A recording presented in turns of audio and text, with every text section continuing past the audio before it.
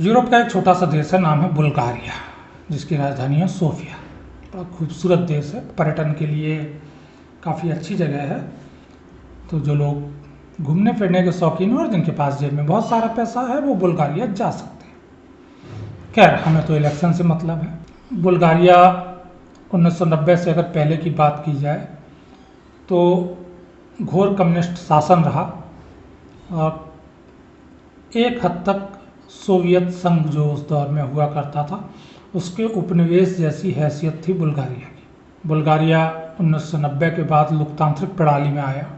और अगर आप दुनिया में कहीं भी एंटी इनकम्बेंसी शब्द की बात करते हैं तो उसका सबसे क्लासिकल एग्जाम्पल है बुल्गारिया। बुल्गारिया में 1990 से लेके अब तक औसतन हर 2 से ढाई साल पर चुनाव होते रहे हैं और 34 साल की राजनीति में वहाँ अब तक 21 प्रधानमंत्री हो चुके। तो 1.5 साल से औसत से ज़्यादा किसी को प्रधानमंत्री पद पर बैठने का मौका नहीं मिलता।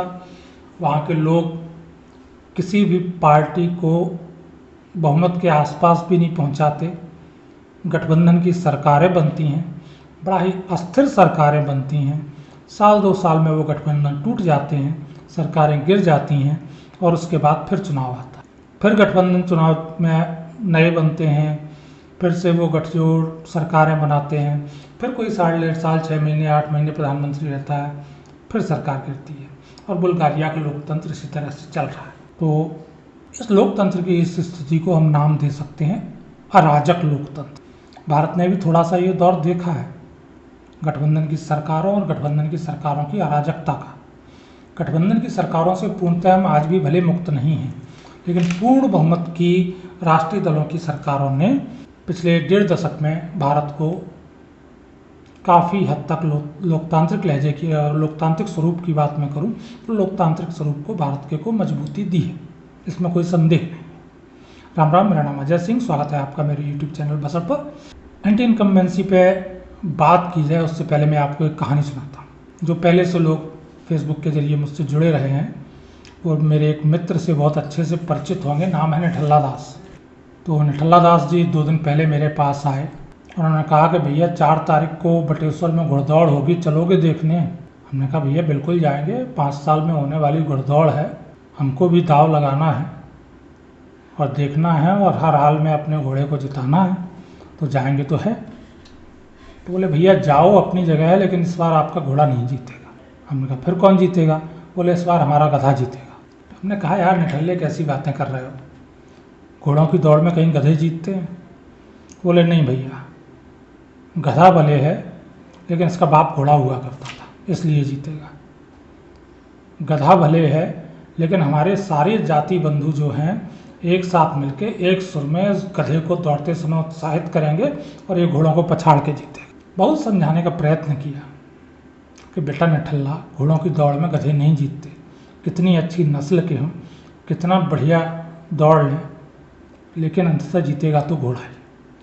लेकिन निठल्ला को ये बात समझ में आई नहीं और सच ये है कि 4 तारीख से पहले आएगी भी नहीं। 4 तारीख को जब घुड़दौड़ का परिणाम सामने आएगा और गधा रेस में सबसे पीछे आएगा, तब जाके निठल्ला ये बात समझेगा कि घोड़ों की रेस में गधा नहीं जीतता। कितना भी सुंदर हो, कितना भी सजा धजा लो, बादाम का हलवा सुबह शाम खिला लो आप, लेकिन गधा घोड़ों की रेस में नहीं जीतता। और भारत के लोकतंत्र का साहब बड़ा दुर्भाग्य है इस समय कि विपक्ष और विपक्ष के समर्थक एक जिद पाले हैं कि घोड़ों की दौड़ में हम गधे जिताएंगे। लोकतंत्र में विपक्ष की बड़ी महत्वपूर्ण भूमिका होती है और बेहद ज़रूरी है, लेकिन ये जिद लोकतंत्र के लिए भी घातक है। ये बार बार चिल्लाते हैं ना लोकतंत्र खतरे में। अबे तुम्हारे इन हरकतों की वजह से लोकतंत्र खतरे। सत्ता पक्ष से लोकतंत्र को इतना खतरा नहीं है जितना तुम्हारी ये ज़बरदस्ती घोड़ों की दौड़ में गधे दौड़ाने की जिद से लोकतंत्र को खतरा। खैर, हम तो आंकड़ों पे बात करते हैं और आंकड़ों की अगर मैं बात करूं तो बात हमने शुरू की थी एंटी इनकम्बेंसी से। और एक फार्मूला रहा है भारत के चुनाव में। अगर मैं अभी तक के जो भी चुनाव हुए हैं उनके आंकड़ों के लिहाज से आपको बताऊं तो एक पैटर्न है कि लगभग जो दूसरी बार चुनाव लड़ता है, जो सांसद दूसरी बार चुनाव मैदान में उतरता है, उसके जीतने की संभावना आधी हो जाती है, 50-50। और वर्तमान में जो चुनाव होने जा रहा है उसमें बीजेपी की तरफ से ऐसे प्रत्याशियों की संख्या बहुत ज़्यादा है कि जो कई जगहों पर तीसरी बार चुनाव लड़ने जा रहे हैं। तो हम अगर एक स्टैंडर्ड फार्मूले को चुनावी आंकड़े पर अप्लाई करें, याद रखिए कि ये सिर्फ आंकड़े और लगाए जाने वाले फार्मूले हैं। तो अगर मैं एक स्टैंडर्ड जो इसके लिए फार्मूला बना है एंटी इनकम्बेंसी को कैलकुलेट करने के लिए उस पर बात करूँ तो बीजेपी की करीब 150 सीटें ऐसी हैं एंटी इनकम्बेंसी की चपेट में आने, जिनकी प्रबल संभावना इस बात की है कि वे एंटी इनकम्बेंसी की चपेट में आ सकती हैं। वहीं विपक्ष, पूरे विपक्ष की बात कर रहा हूँ, और पिछली बार की सीटों को देखते हुए 110 से 115 सीट ऐसी हैं जो उनके लिए एंटी इनकम्बेंसी सिर्फ सरकारों की नहीं होती, प्रत्याशियों की भी।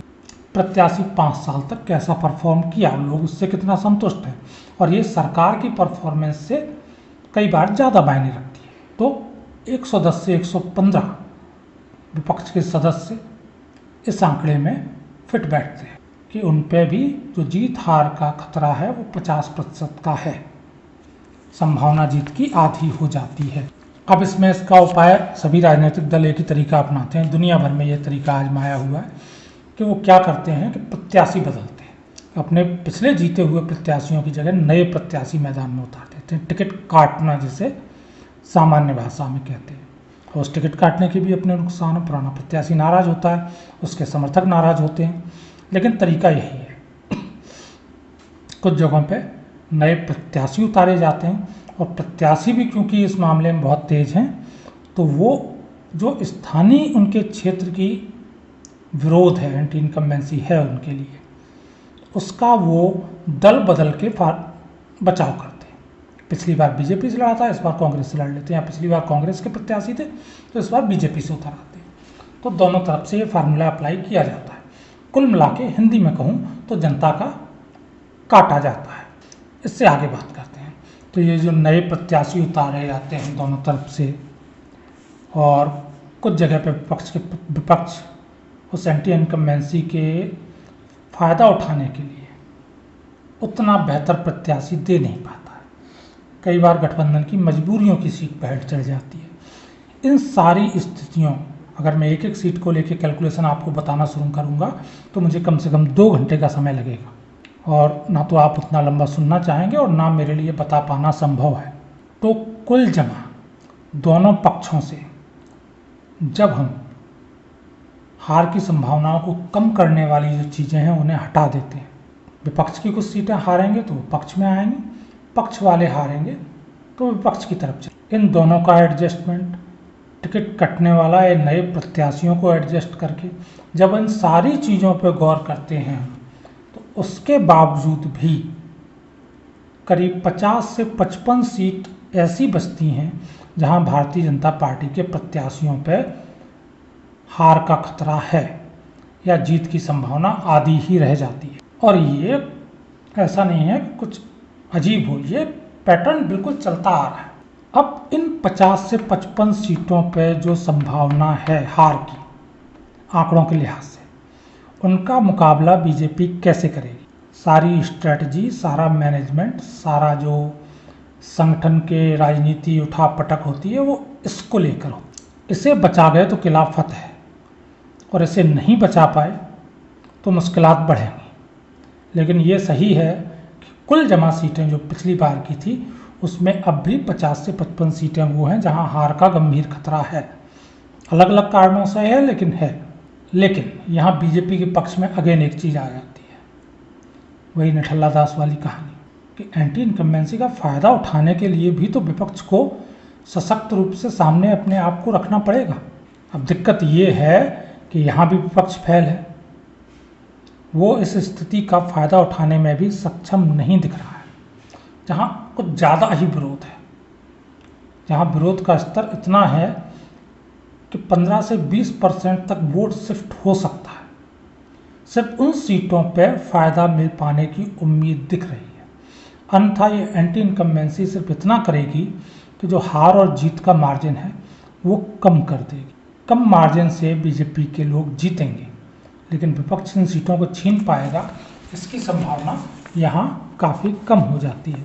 वजह वही आती है कि जो लीडरशिप है उसकी स्थिति घोड़ों की दौड़ में गधों के दौड़ने जैसी है, और आम जनता उतनी मूर्ख नहीं रही।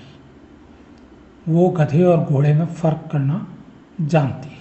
तो उम्मीद करता हूँ कि जब भविष्य में इस देश में चुनाव होंगे, विधानसभा के होंगे, लोकसभा के होंगे, तो विपक्ष कम से कम घोड़ों की दौड़ में दौड़ने के लिए कुछ घोड़े जुटा लाए, और विपक्ष को पसंद करने वाले लोगों को गधों पर दाव लगा कर बेइज्जत नहीं होना पड़ेगा। इन सारी संभावनाओं को यूं ही टटोलते रहेंगे, आपके सामने प्रस्तुत करते रहेंगे।